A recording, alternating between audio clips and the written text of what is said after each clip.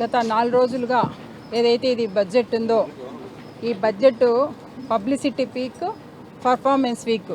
ఈ బడ్జెట్లో మేము గత 4 రోజులుగా ఏదైతే కలియుగదైవం వెంకటేశ్వర స్వామి లడ్డూ ప్రసాదంలో ఈ ప్రభుత్వం, ఈ ముఖ్యమంత్రి గారు కల్తీ జరిగిందని చెప్పారో అది సుప్రీంకోర్టు క్లియర్గా అవాస్తవాలని తెలియజేయడం జరిగింది. సో ఈ అవాస్తవాల మీద మేము ఈ కల్తీ లడ్డుకును, ఈ ఇందాపూర్ డైరీకి వీటి మీద మేము చర్చకు రావాలని గత 4 రోజులుగా అడిగాము. ఈరోజు వాళ్ళు ఈ బీఎస్సీ మీటింగ్లో వాళ్ళు చర్చించడం జరిగింది. ఈ బీఎస్సీ మీటింగ్లో నేను కూడా ఒక మెంబర్గా ఉన్నాను కాబట్టి 26th లడ్డు మీద డిస్కషన్ ఉంటుంది, లడ్డు మీద చర్చ జరుగుతుంది.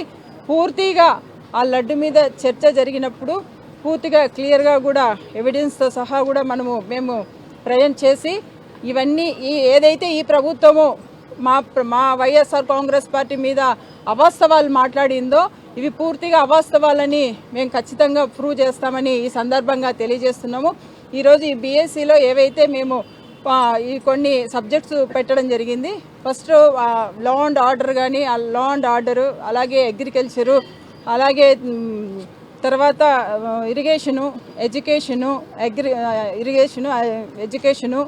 తర్వాత ఇంకా ఇన్వెస్ట్మెంట్స్, వీటన్నిటి మీద కూడా మేము ఈ చర్చ జరుగుతుంది.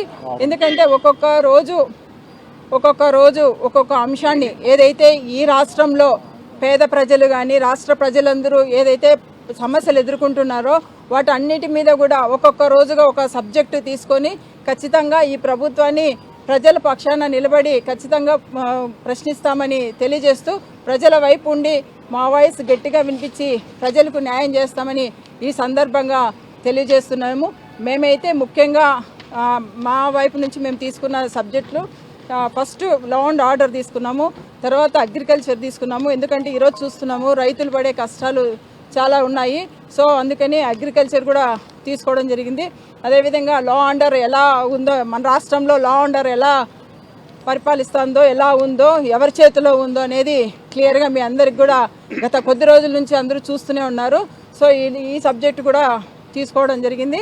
ఇంకా అనేకమైన అంశాలు కూడా మా ఈ హౌస్లో మాట్లాడతామని తెలియజేస్తూ మీ అందరికీ థ్యాంక్ యూ.